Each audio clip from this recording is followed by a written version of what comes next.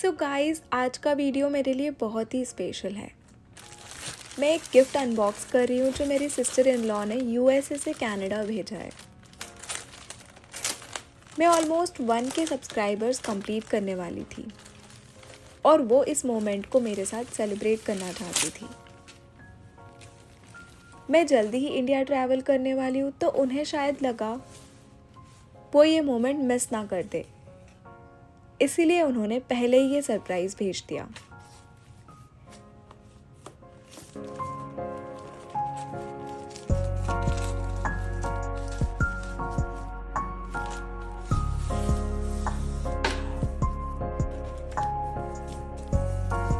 सच में कुछ लोग होते हैं जो आपकी खुशी में जेन्युइनली खुश होते हैं और सेलिब्रेट करना चाहते हैं, और वो उनमें से एक है।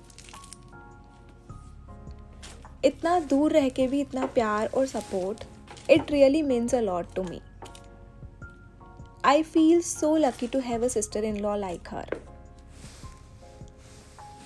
Thank you so much for always supporting me and being so excited for my YouTube journey. जल्दी मिलते हैं और फिर मिलके साथ में और वीडियोस बनाते हैं।